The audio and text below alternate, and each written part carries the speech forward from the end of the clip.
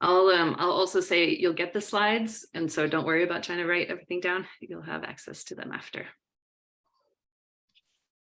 Awesome. Thanks, Rebecca. We'll go ahead and get started. And as people come in, they can come in. But we are so grateful to have Rebecca Norlander here. She is our fellow expert in evaluation, and we're so excited to learn from her in this webinar about measuring impact, something that every single one of us as HRE practitioners in every field can improve on. So we're excited to learn from her and see what she can give us.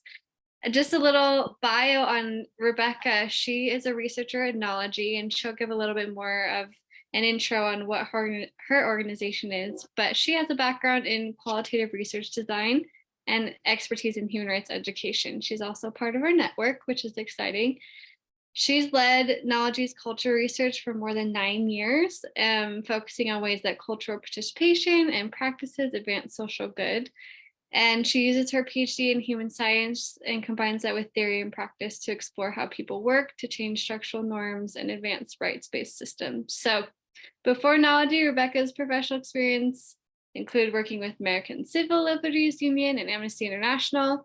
And she's also was a regional representative for HRE USA in New York. So we are so excited to, again, I can say over and over again, because obviously I'm exuding my energy for this, but we're so happy you're here, Rebecca, and grateful for your time. And I'll go ahead and turn the time over to you.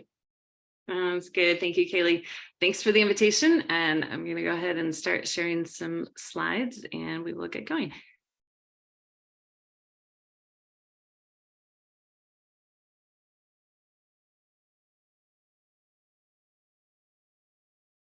All right.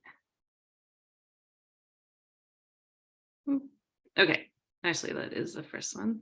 So as Kaylee mentioned, I work at Knology. It is a social impact think tank, and we do applied social science. And I wanted to just give a little bit of background and context about that, because it'll help you kind of understand where I'm coming from doing this work. As an organization, as a nonprofit, we look at different research areas. The main ones are biosphere, culture, wellness, and media.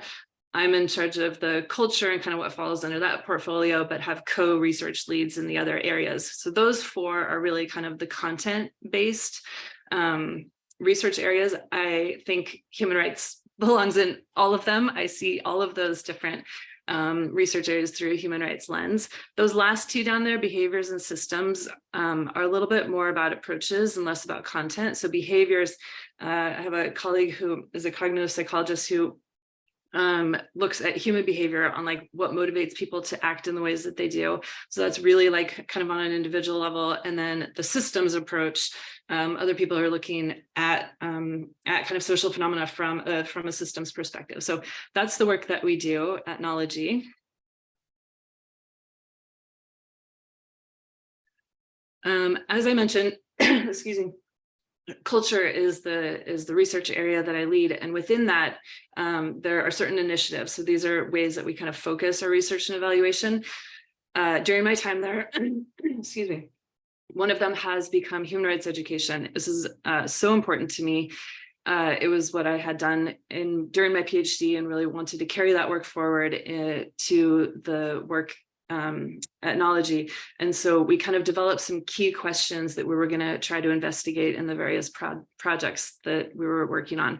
So one of them is really around cultural institutions, how human rights education can inform that, and like where we're seeing human rights education principles show up, and then also looking at the diverse rights of different cultural rights of diverse individuals and groups. So those are the ways in which we orient our practice at Knology in terms of human rights and human rights education. Obviously, tonight we're going to focus on evaluation. This might be a review for some of you. Actually, when we get into kind of the discussion section at the end, I'm curious to hear a little bit more about your experience with evaluation. I was just saying to Christy and Kaylee, I hope that one of the things that you'll take away from tonight is a different understanding of what it means to do evaluation. It doesn't have to be burdensome. It doesn't have to be boring. It's super important, but it can also be fun. And so I'd like to help teach a couple of different ways to do that and maybe some tools that you can use. And then I'll also be giving you the tools afterwards. So typically what a workshop like this would do would be to have you use the tools, and we'd actually workshop it. We won't have time for that tonight, so it'll be kind of a quick explanation, but then you'll be able to take them away and use them yourself. So just a little bit of explanation about evaluation to get us started. It helps explain certain things, right? We're looking at something that happened. There's a program, it's an intervention, some sort of social phenomenon, whatever it is that you want to explore. It happened to a certain group of people, right? So you have to identify the people that you're either studying or who are involved in the research and evaluation. Some sort of change occurred, and that's what you're going to try to explore or assess or measure. Why and how did that change occur? And then ultimately, what can be done better? So this, I think, is why it's so important, right? We're all doing work, we're all learning all the time, and there are certainly things that we can all be doing better. And so evaluation is one of the key processes for helping us figure out what can be done better and then implement those changes. So why evaluate HRE initiatives in particular? Like I was just saying, we all do want to learn. We want to learn how to do things better than we're currently doing them. It definitely provides accountability and transparency, letting people kind of see into the process, the approaches that we use. I'll go into a little bit later, but like, especially with participatory methods, it's a very engaged approach, and we want that to be transparent to people. Also, if you're getting funding, you need to be accountable for that.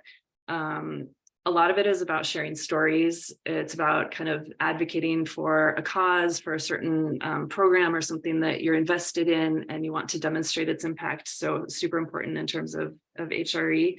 And then also to motivate, right? If you find something that works, like that's awesome. You want to share those findings. And so doing evaluation can help motivate others through sharing of findings. Who's the audience? That totally depends. There are any number of potential audiences for an evaluation. Obviously, the funder, if you're getting money from somewhere, it's often a required component of funding. It might be the people that are involved in the program or project, people that are attending or members, different types of participants. And then it might also be the people that are either planning, developing, or staffing, running that particular project or program. So lots of different potential audiences for an evaluation. I want to just talk about a few different types of evaluation. That these might be words that you've heard, and I think it's important because there's some misconceptions here. Often the way that we describe it is in kind of three different parts. The first being what's known as front end or baseline. And this really is based on the assumption that there's something that exists before you get there, right? Like you are not doing any sort of research or evaluation in a void. You're never coming to it like at a totally blank slate. So there is some state of the world that exists before you get there. This might be other research, it might be other similar programs that are running concurrently or that have preceded whatever it is you're doing. Front-end evaluation could look like a literature review. That would be kind of a more academic way to describe it. You're kind of searching for what other people might have done before you and compiling that in a way that makes sense. That gives you kind of a grounding for what you're going to do. So you're basing it on the current kind of state of things.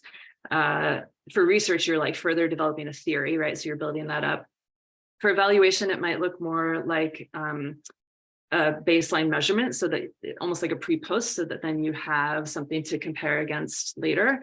It also could be what we call a landscaping or a landscape review. Actually, we just did one of these recently with the American Library Association. They have a whole bunch of grants going out right now to small and rural libraries that are trying to improve their access and focused on improving services for people with disabilities.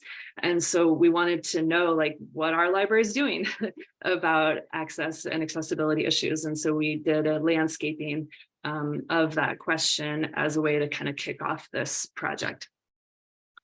The next type of evaluation that we often talk about is formative. And this is kind of what's happening while the intervention is occurring. So whatever it is that you're doing is underway, but you don't want to wait to the end, because if you find something, you know, that you should have been doing better or differently, it's too late, right? If you wait until the end. So the formative eval is really kind of in the process. So how are we doing?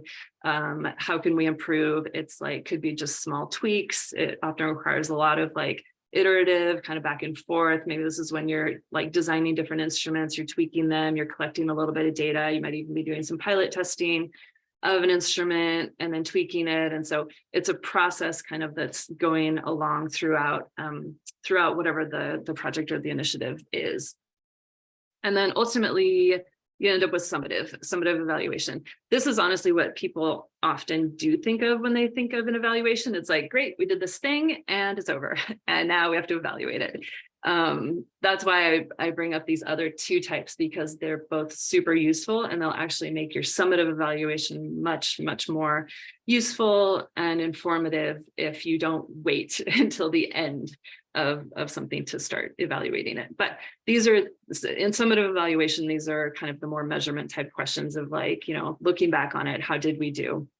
This is often what you need to report to like a funder at the end of a project is, you know, they want all kind of the statistics about how something went. Just a note that evaluating HRE is complex.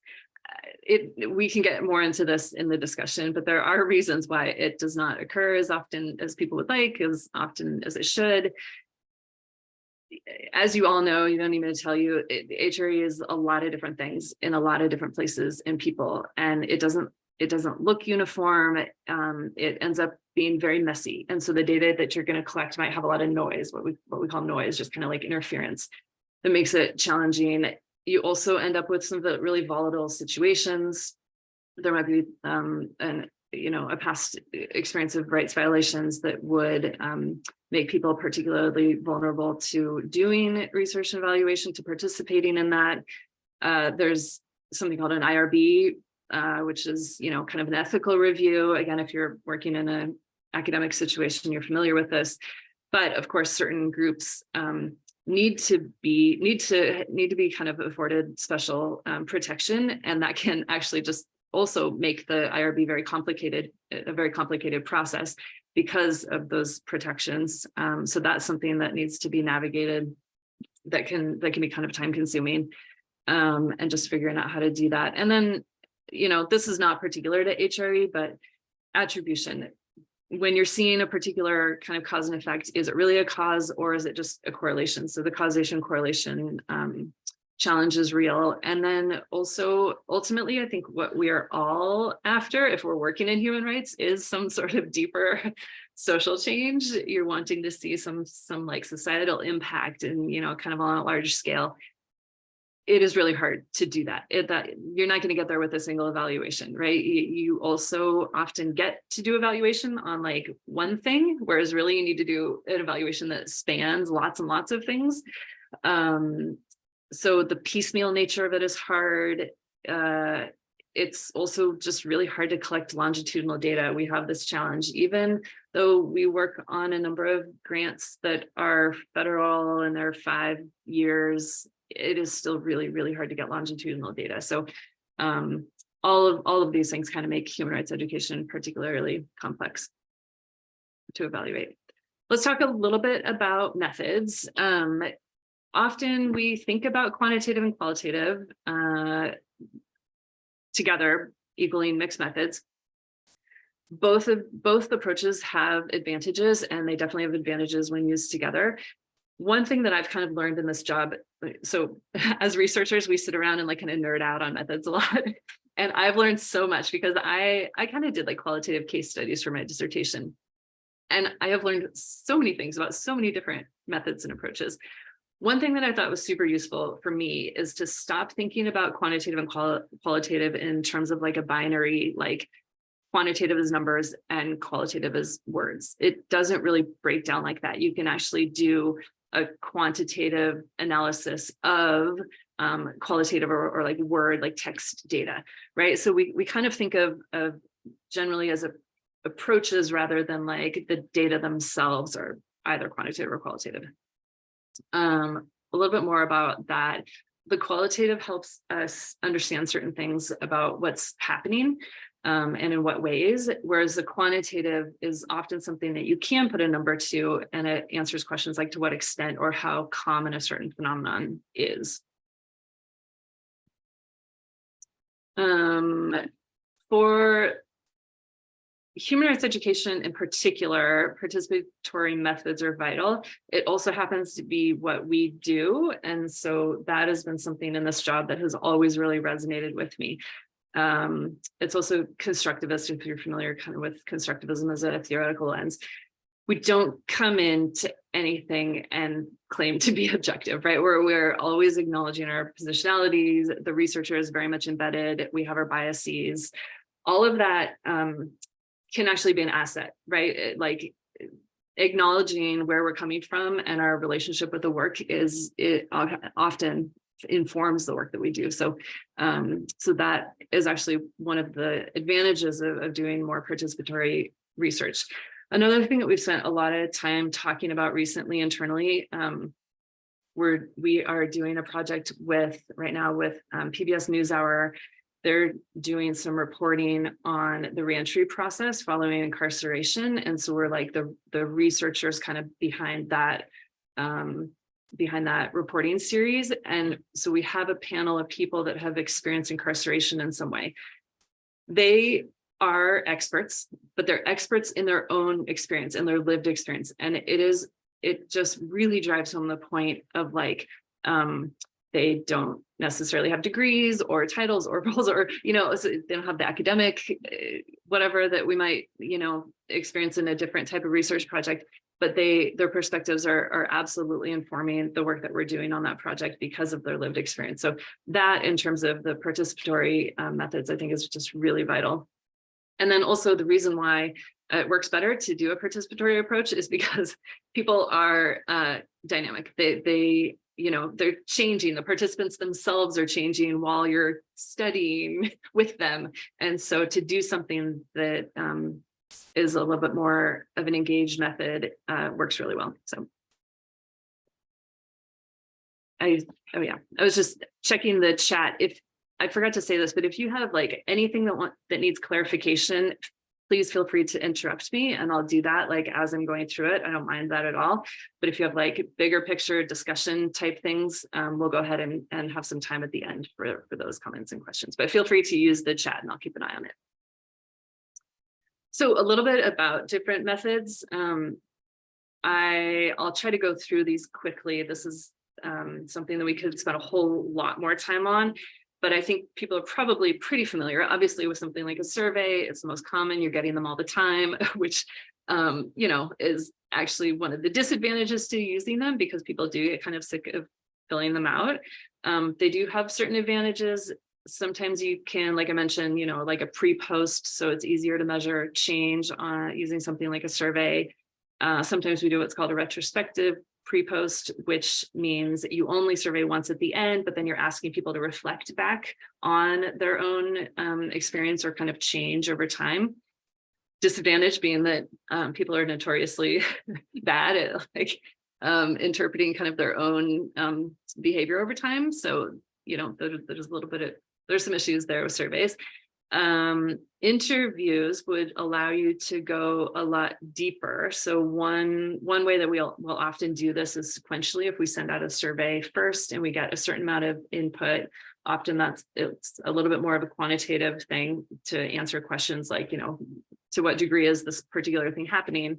And then, that looks interesting. That looks interesting. Let's go in depth with a select number of people who filled out that survey and really get some kind of deeper qualitative work done with them through an interview. So interviews, of course, can be structured, semi-structured. That just means like how much flexibility are you allowing as the interviewer in terms of, sort of going off script and following the conversation, depending on what the person that you're talking to thinks is important for you to hear.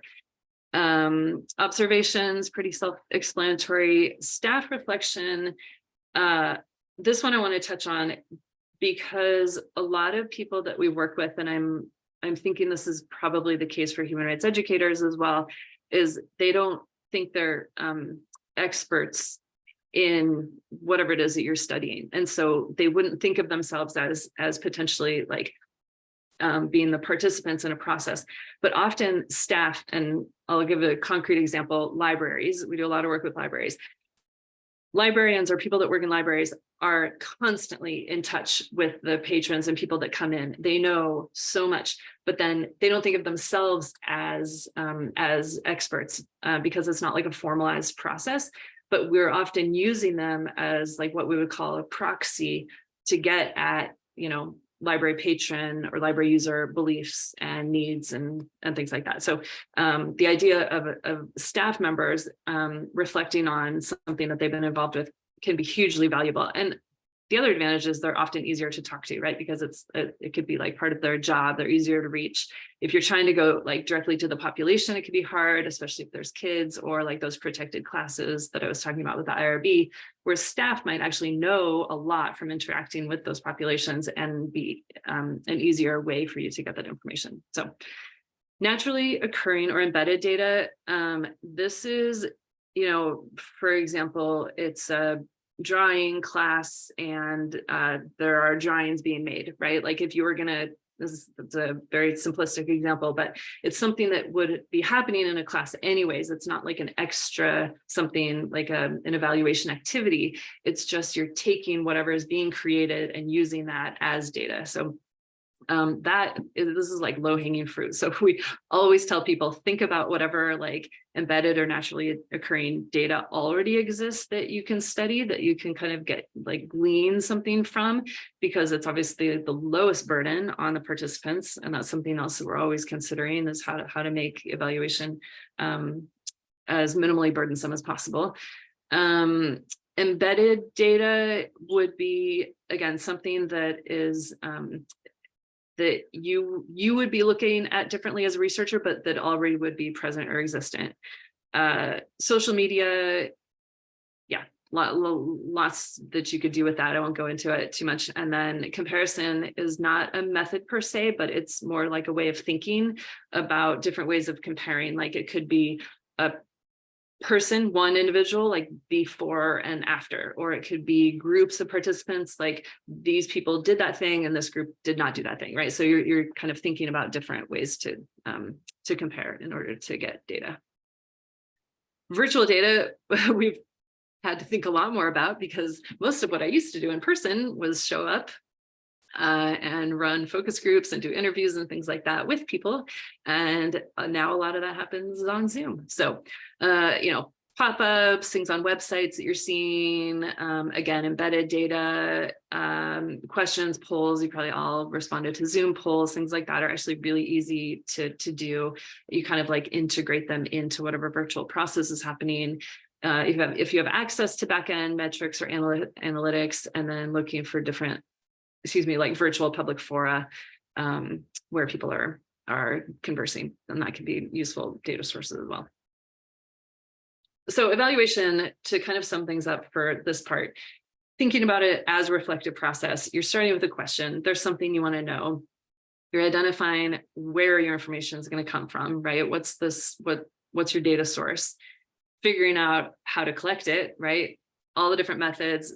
I should say also that list was not exhaustive. It was so many more methods to choose from. And then obviously designing the instruments, figuring out kind of the process for collecting data, doing the analysis and reporting, and then you're back to informing that evaluation question. So that can kind of continue going around in a circle, especially if you're in a formative evaluation process. On that note, I actually will just say, because at the start, I was like, one of the things I want you to take away is that evaluation can be fun. We were just doing some analysis. Again, this is happening in libraries around financial education, and you can't like give kids a survey. It doesn't work very well, although there are different ways that you can have them choose with like pictures and images and things like that. But for this particular initiative, it was to teach kids about money and like very kind of basic financial education concepts. And so we had the libraries design either a tree, and we called it like a learning tree, and the kids would like write or draw something that they learned, or we gave them a huge like template for a piggy bank that they could design and put up on the library wall, and the kids would get coins and they would have to say if they had $100 what they would do. And it's like teaching things like needs versus wants, saving, spending, donating money, and things like that. So what we got back for data were like, at one point during the pandemic, I had about 500 like construction paper coins, all that kids had written on. And then tons of pictures of libraries. I mean, they created these trees and these like elaborate piggy banks. The reason I bring that up is because it was super fun for them. It was data for us to report on, to go through those and kind of use, like identifying themes, like qualitative themes. So it worked really well. And then also it kind of built their capacity as a library. Like it didn't just have to be for this financial education initiative. It could be like anything that they're doing. They now have a tool to use. Like, okay, let's think about how we can get some feedback from kids and families who are learning whatever it is they're learning in the library. So we try to get out of the like, let's just keep doing surveys rut and try to design things that are going to be fun for the participants. Okay, so the first tool, time check, that you'll get the template for later that you can actually use to kind of put into practice some of what I'm talking about is called a gap analysis. It is exactly what it sounds like. On one side, you have what you already know. Okay, so that, again, it does not have to be formal. It doesn't have to be like, maybe there was a past evaluation. If there are prior evaluation findings, if there's something there, great. But like, if you have a program, it's, okay, what do we know about that program? Is it working? How do we know if it's working? These are things that we feel certain we can say are true about that thing. So that's on one side. On the other side, it is what you don't yet know, but you want to, right? So another way to think about it is the left-hand side is the current state of affairs, and the right-hand side is the ideal state of affairs. So what is it that you don't know, but you want to? And then in the middle, there's the gap. So in that gap, that's where you're going to design your instruments, your methods. You're going to figure out what data you need in order to get to that right-hand side of the gap analysis. Pretty simple tool, but just like sparks some brainstorming. Again, just to go through it, what you already know about your, in this case, HRE program participants or the impact of the program. And then on the other side, what do you want to know about those either participants or the impact of the program? The other tool that I'll just cover briefly is logic models. Again, something that probably many of you have heard of, probably many of you have used. There's no one size fits all, so I'm just going to give kind of, I'll try to kind of convey the basic parts. And then again, this is one where you'll get like a template that you can kind of take and use and try it out yourself later. Here's just an example of one. If you've not seen a logic model, it's a way of visualizing your program, right? So the different columns, sometimes the names going across the top vary slightly, but essentially inputs, activities, audiences, outputs, and outcomes. So this is just an example of one that we did with the Girl Scouts. It was for a project called Breaking the Code, and it was teaching girls coding skills. So everything that you're seeing on the left-hand side are things that are kind of going in, and then on the right-hand side are the things that are being created or coming out. It's kind of a very like oversimplified explanation of a logic model. Why would we want to use them for HRE initiatives? They're really great just as a management tool, right? Once you can kind of see everything written out, you're like, okay, these are my inputs, these are the different activities. You're kind of looking at that as a project manager, and you have all the information in front of you. It could be really useful. It also helps design programs because, again, you're able to kind of see the linear or the logical like kind of flow, like how do the things that you're putting in ultimately end up in the impact that you want to have, right? So you're able to kind of design initiatives for that. Also monitoring, right? If you're looking at the different columns and you're kind of seeing how things are going across or through your logic model, you're able to kind of check in at different stages and monitor the progress. Of course, evaluation, right? This we can spend a little bit more time on. It gets a little more complicated. Like I said, usually we'll do like at least a half a day workshop on these things that I'm running through in 40 minutes for you. But in terms of evaluation, if you're looking at that right-hand side, which are the outputs, outcomes, and sometimes impact, that is where you are designing your evaluation, because you have to figure out some way to test if you got there. So that's where the evaluation comes in. And then really most importantly, I'll show you a few examples of these. They can be very powerful storytelling tools, because you can give one page to someone and describe it. And it's like, oh, I see the vision. I see where you're going. I see what you're trying to do with this particular, in this case, HRE project or initiative. There's no standard. You will see lots of different ones. I'll show you lots of different ones. It really depends on what you're making it for, the context. Often federal grants require them, and they're pretty basic. Some of the ones that we do are a lot more like designed, kind of more of the storytelling ones. The columns might be different. One major difference is on the right-hand side. Sometimes it's outputs and outcomes. I'll talk a little bit more about what those are. And then sometimes also impact. When you're getting to impact, you're getting to often pretty deep, systemic change. And this is sometimes just too hard for people to think oh, my HRE program is this one thing is going to create this deep systemic change. So not all of them have impact on them, because it might not really be a realistic goal for whatever it is that you're doing. Also logic models, or sometimes called log frames, they're just one tool that you can use. They're often used kind of alongside or with other tools. For example, we'll use a gap analysis and logic model together when we'll do a workshop to try to develop evaluation plans.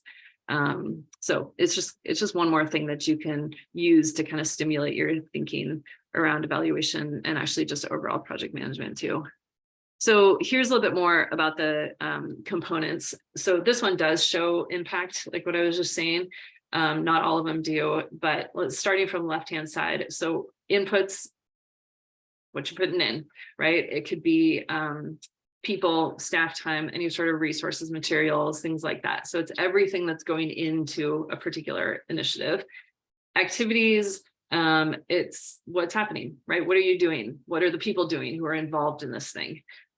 Audience could be either people that will be affected by what you're doing or the people involved in what you're doing. And there might be primary and secondary audiences. Some people might not be directly involved, but they might, there might be an effect on them, a bit of a ripple effect. So there are different ways to think about audiences. Outputs are often measurable. So this would be sometimes things you can count. So if it's a program, how many people showed up, right? It's things that are kind of the easiest to measure. Once you get to outcomes, it's really changes in behavior, attitude, skill, some sort of positive effect in someone's life or status, right? So those are not necessarily immediately measurable, but there are ways to get there in terms of evaluation and measurement. And then impact, like what I was saying, that is the most sort of the deepest and most systemic change that we're talking about, usually occurring on a societal level. Not everyone defines the terms this way. These are just kind of the ways in which we tend to think about them and teach them, because it seems to be helpful for people. Okay, so here are just a few that we have been part of and worked on, and I just wanted to show you those to give you a sense of the ways in which they are very different, right? And it really does depend on the goal and who they're being created by and who they're being created for. This one was called the 10-minute walk. It was an initiative to get parks put in within 10 minutes of where people live, because that's not always the case. This one is a climate change communication, a long-running project that we have. Looks like an ocean. Sort of the design sort of corresponds to the story that's being told here. And you can see in this one, the inputs and activities, outcomes, et cetera, are along the bottom, and they don't totally correspond to the example that I just described.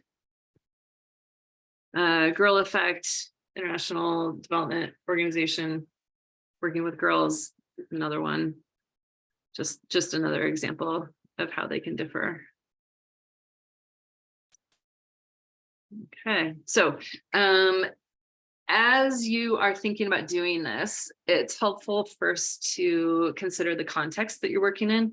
What's the need for the program, right? So these things don't go into your logic model, like there's no column for context, but it's kind of the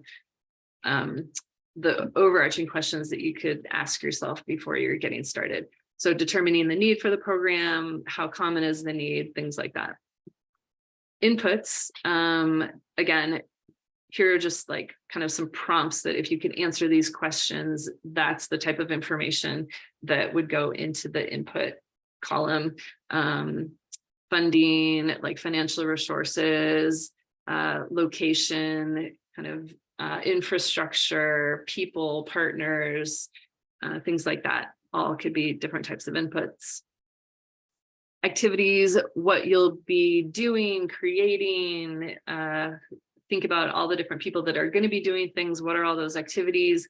Some of those things might be optional. In some programs, not all of the elements are required. So that might be kind of a way to think about organizing that column in terms of required or optional components. Who's the main audience? Who would be a secondary audience? Sometimes there are buckets or groups of different types of audiences. That's fine. Once you have your column, you can kind of group things according to however makes sense. Outputs, direct results, right? So changes you can point to as a direct result. And as I mentioned, they're often things that you can count.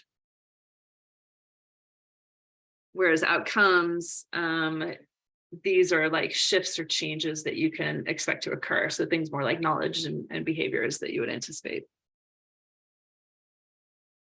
Here it says structural changes. I would usually put that with impact, but there's no impact on this on the slides. So that is it in terms of like kind of the presentation component. But you're not getting off the hook because I do have a whole lot of questions for you. So I'm curious if you had done HRE evaluation, what you learned, where you got stuck, what you would have done differently, and then how you can apply, if there's anything useful in what I've just talked about, if there's anything that you're thinking about being able to apply. And then also, because it was so quick, because I could say so much more about all of these topics, is there anything that you still want to investigate further? Any more resources there's things I could probably send, or any further or future training. So I'm going to kill the slides and then I'll just put the prompts into the chat so that we can talk about them. And of course, you can also just comment on anything else, or if you have questions that I can help with, feel free. Thank you.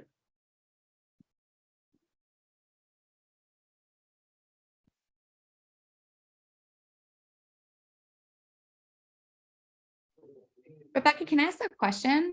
Of course. So with log, I appreciate, first of all, whoever does your design is amazing. Those log rooms were beautiful. I'm curious if you're seeing any moves in terms of best practice, in terms of like more immediate outcomes versus intermediate or long-term, or some people call it like impact. And something I struggle with is realistically in terms of the capacity to get baseline data or even data, just data collection. I find it really challenging to do anything more than change in behaviors or knowledge of participants with HRE. And often that's just self-reported. It's not even something that's independently observed. And I'm just wondering, and honestly, I'm working on this log frame with a model that does break it up into more immediate versus intermediate. And I feel like it's almost a waste of my time because we're never going to have the capacity to do even the intermediate evaluation. And I'm curious, like, it was nice to see these different, more flexible approaches to log frames that aren't quite so rigid. And I'm curious, in your experience with just best practices, like, are you seeing a move away from that? Like, is it more of accepting that even just showing those more immediate is still of value, maybe, is my question. But just your experience of like what level of evaluation you see. Yeah, your expectation. I agree with you. It's like so hard to get to longer term outcomes, for sure. And that's like the reality of a lot of the work that we do. The funding runs out for whatever reason. I would almost say the opposite, though, that even if it's not going to be part of your scope to get to measure those things, merely reframing the way that people think about them is like hugely valuable. Because like a lot of people are like, how many people came, right? Let's just like count them. You're like, that's not an accurate measurement. Like, you know, An output rather. It is an output, but it is far from being able to really tell you anything. And so even if you can take someone who's stuck in output measurement and get them to start thinking about outcomes and impact, you're already like partway there, because then the way in which they talk about doing that work, and again, it gets back to the causation correlation, like do a whole bunch of things that you can measure, like all the outputs, do they actually add up to the outcome? Like maybe, you know, and some of that is going to have to just be kind of circumspect. But a lot of the value that we've seen is not necessarily in actually being able to do that type of long-term measurement, but just getting people to think about it. And then, you know, with the logic model, it's like, oh yeah, actually, this is my goal. And that's the part I'm going to talk about. And that's how I talk to funders. And that's how I talk to people, or like, that's how I advocate for the programs that I'm doing. We might be measuring like these things over here, but like, ultimately, this is where I'm headed. So I think it's more like it's a reframing. But because I agree with you, it's extremely hard to measure. Yeah.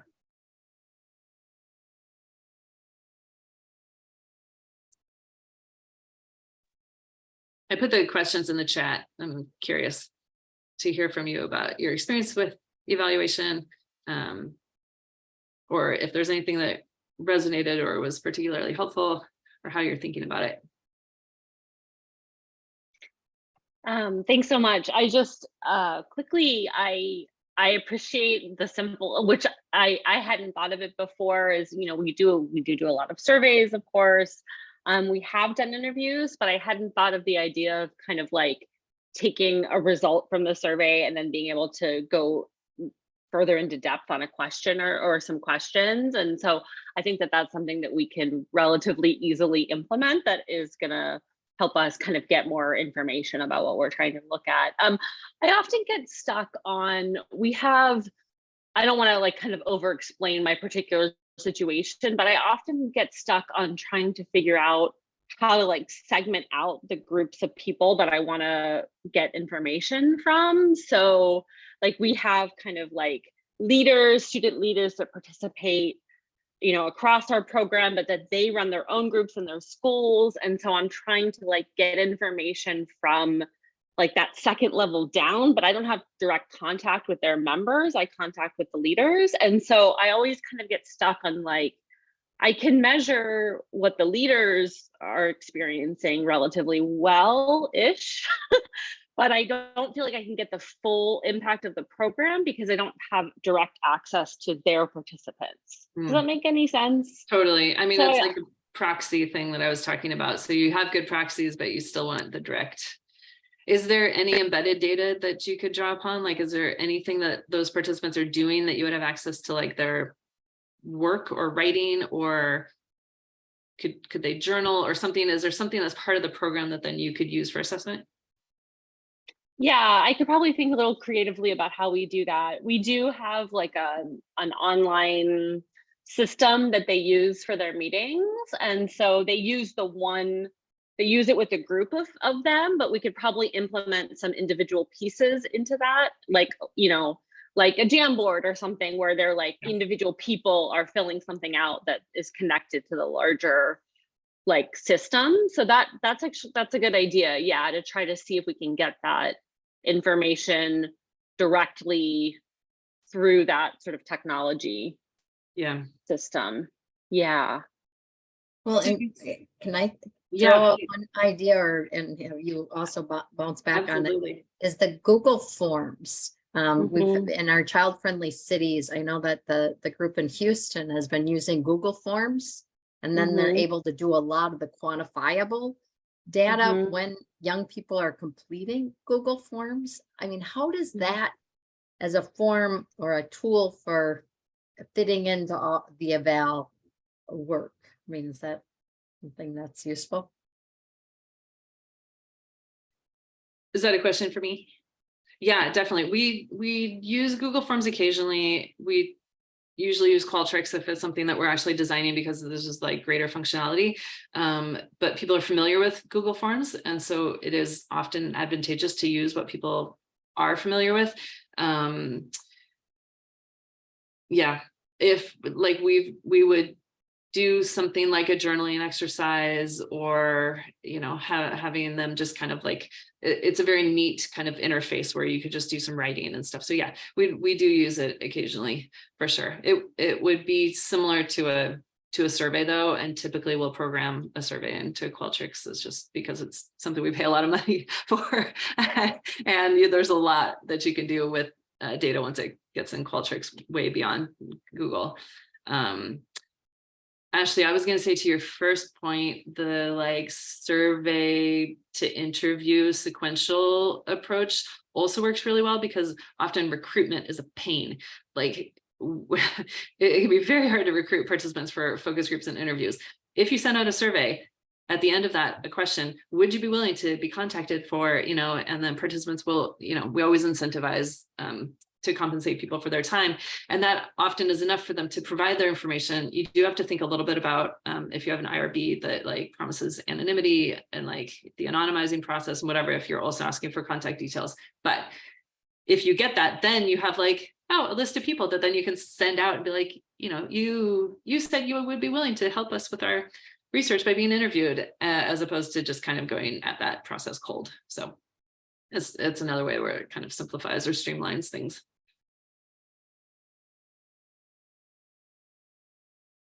Thanks so much for that. I also just had a thought, Ashley. I guess I'm adding on to it.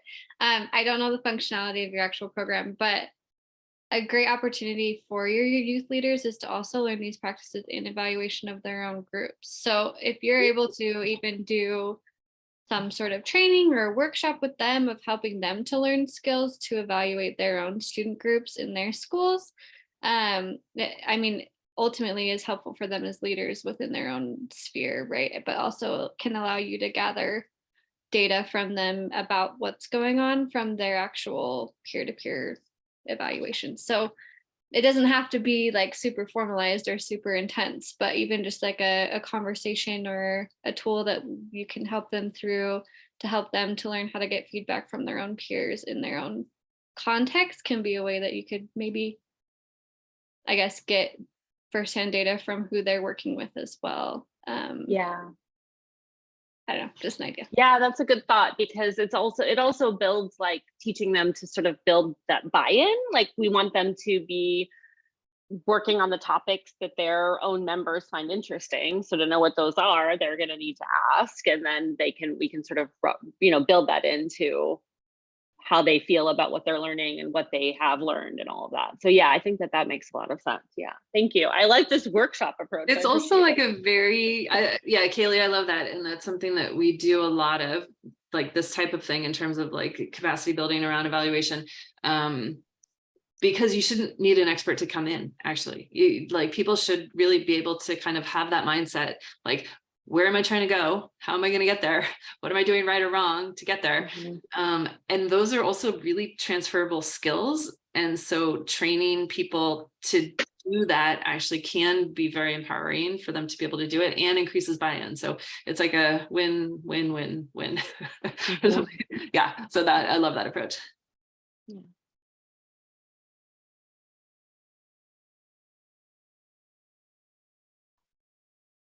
I thank you for this. I have sort of 3 related things, I think. I was trying to sort of brainstorm with myself, what kinds of things would I like to see change in that ideal column of, what do I want from this process? I think for me and the folks I'm with, we want to see more activism. We want people to participate in civic life and to feel that they can take action on their own behalf, on behalf of their communities, and to not be stuck in a victim mindset and just waiting for somebody else to do something about these intractable, serious problems. So just the fact, if people came out of some education thing we put on and they were committed to trying to take some action, that would be a good outcome. Measuring the impact of it, hadn't thought that through, but we live in a small enough place where you would know if people were showing up in public in ways that they hadn't been before. They were getting on the microphone. They were, there would be, we live in a small enough place that we could notice some things. So for me, some of the desired outcomes are around behavior change, using the language of human rights to describe why something is a problem and why they want it to change, and using the human rights framework to shift how they're talking about it. And I've seen that happen. I've seen that happen here in Ithaca, where people will frame particular issues or problems, well, let's just leave it at that, as a human rights issue, where they wouldn't have 10 years ago. They wouldn't have maybe even 5 years ago, but around 5 years, I started to see that change. And I think that gives people a certain kind of backbone, a certain kind of sense of legitimacy for and validation that what they're working on is something that is that can be articulated in universal terms, and then challenging myths. One of the things that human rights education does, I think, for people is it confronts some of their mythologies about what human rights are, what they know about them. Lots of times people come in thinking we're Americans. We invented human rights, didn't we? Sort of this sort of assumed superior knowledge. And then when you begin to teach people, like, there's a whole lot of stuff they never heard of, don't know anything about. And so just the fact that they can walk out feeling like, wow, I learned something that I didn't know, but also I unlearned something that I thought I did know.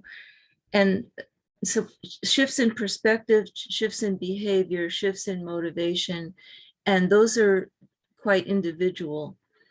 And they aren't necessarily apparent at the end of a workshop. It might take some time to absorb it, to reflect on it, to think about how can I integrate this? What do I care about that this would actually help me make progress on? So there's that. And then there's the recognition of people with lived experience and expertise. We just went through a lot of stuff about that, where people were trying to, well, I'm talking too much, but the New York State was mandated to include people with lived experience in terms of reimagining public safety and trying to address racial discrimination in policing. And it was a big, massive effort, and people are most impacted by unwanted or excessive contact with police are largely Black and brown people, people who are low income. You could sort of predict it, right? And then, you know, the effort to get people into focus groups and then get people to work on a task force. And you're asking, Rebecca, you mentioned, and of course we would compensate people. We would incentivize people to participate. Well, that's where the rubber hits the road, because we were trying to, you know, compensate people in a meaningful way, and then come to find out, well, they're not really consultants. So you can't really do that unless they have hung out their shingle as consultants and they offer their expertise to everybody in the community. You can't just say they're consultants and contract with them. So all this classism that's embedded in taxes, you know, who gets to be a professional with expertise? You know, how do you qualify for that? Do you have an EIN number? You know, those kinds of things that really dampen an organization's desire to be respectful. Yeah, you're as much an expert on your experience as this other person who's got the degrees and has a title. So we ran into that.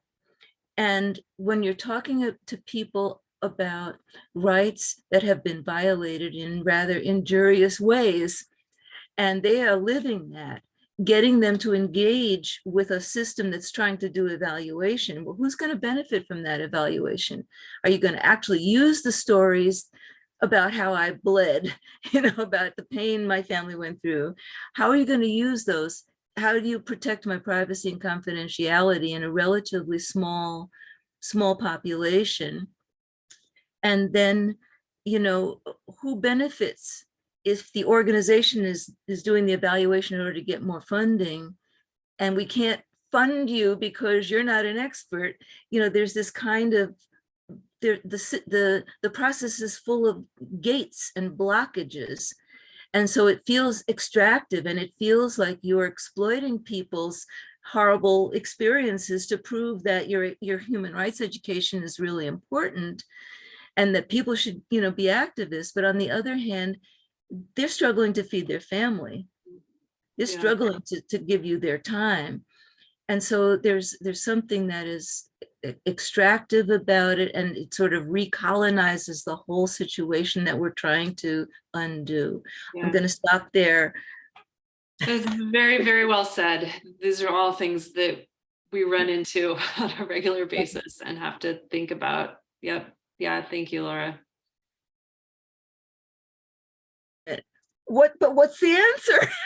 Oh yeah, that's another webinar. Then it turns out we're out of time. Can't solve all the problems.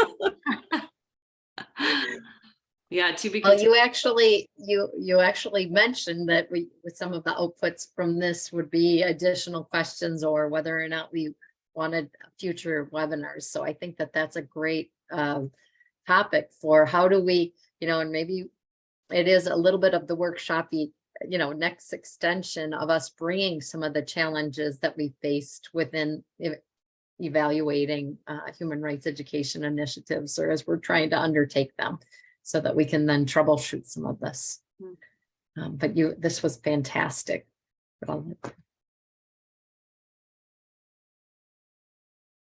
Awesome. Well, in case, I know Christina has another question, but I'm gonna pause you, Christina, and just have you reach out to Rebecca or via email or whatever it may be. But is there anyone else that didn't have a chance to ask a question that would like to ask a question before we wrap up? Just want to make sure everyone's voice was heard.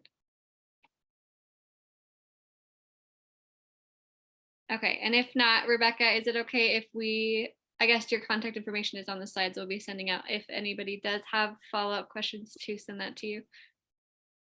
Yep, I just put my email in the chat too. Okay, perfect. Again, thank you so much, Rebecca, for your time and for sharing with us your expertise on this topic. And we're so grateful for this. I do want to continue to connect with you in terms of what we could potentially do as a follow-up webinar, because I do think we raised a couple things that are really pressing and things that I would want to continue to discuss, especially in terms of what Laura was just talking about. So if I will connect with you, and if anybody wants to connect with Rebecca and continue to pick her brain about your particular projects, I'm sure she would love to connect with you in terms of that. But thank you again so much for everybody for coming. And I just want to do a little pitch really quickly. We do have the Edmonds Fellowship application. Christy just put something in the chat that will be closing up, I think, in 2 days. So if you are interested in looking at the opportunity with HRE USA, go ahead and jump on the link and see. We have some great projects this year that you can be involved in. And then also we have another webinar coming up in 2 weeks, I believe, or my calendar, that will be talking about interculturalism in HRE, and it will be really interesting. Femi, who was on here earlier, is going to be heading that out. So keep an eye on your emails, and you'll be able to see on April 27th if you can join that. Thank you, Christy, to join and listen in for Femi and be part of that workshop. It should be really, really great and really interesting. So thanks again, everybody, for coming. We're so grateful for you to join us, and thanks again, Rebecca. My pleasure. Thank you, everyone. Thank you. Thank you. Thanks so much.